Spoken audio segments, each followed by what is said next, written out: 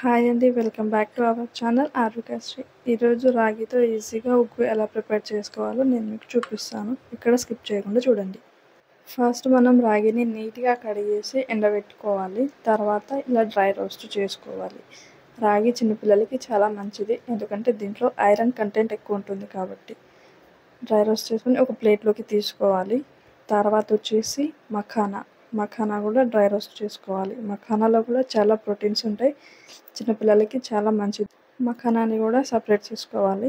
తర్వాత ఓట్స్ కూడా dry roast చేసుకొని పక్కన పెట్టుకోవాలి. నెక్స్ట్ కాజు, బాదం ఇవి కూడా డ్రై రోస్ట్ చేసుకొని అన్నీ ఒక ప్లేట్లో పెట్టుకొని చల్లార్చుకోవాలి.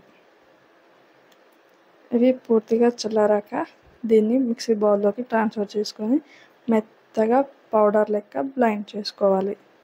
చూసారు కదా, ఇలా మెత్తగా పౌడర్ లెక్క గ్రైండ్ చేసుకోవాలి.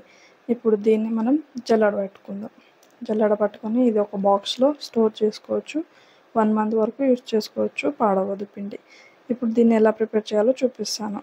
1/2 గ్లాస్ వాటర్ యాడ్ చేసుకొని మనం ప్రిపేర్ చేసుకున్న ఉగ్గు అందులో 2 స్పూన్స్ యాడ్ చేయాలి. ఉండలు లేకుండా మంచిగా కలుపుకోవాలి.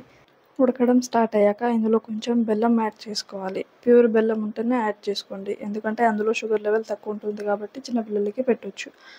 ఇలా బెల్లం వేసుకొని బాగా కలుపుకోవాలి. ఈ కన్సిస్టెన్సీ వచ్చిందాక ఉడికించుకోవాలి ఉగ్గుని. ఈ కన్సిస్టెన్సీ వచ్చాక మనకు పర్ఫెక్ట్ ఉగ్గు తయారైపోతుంది. స్టవ్ ఆఫ్ చేసేసుకోవాలి. ఒక 2-3 డ్రాప్స్ నెయ్యి యాడ్ చేసుకోండి. మొత్తం చక్కగా కలిపేసుకొని గోరువెచ్చగా ఉన్నప్పుడే బేబీకి తినిపించండి, ఎందుకంటే గోరువెచ్చగా ఉన్నప్పుడే టేస్ట్ బాగుంటుంది. వీడియో నచ్చితే ఒక లైక్ చేయండి. అలాగే ఇలాంటి మరిన్ని వీడియోస్ కోసం మా ఛానల్ని సబ్స్క్రైబ్ చేయండి. Thank you.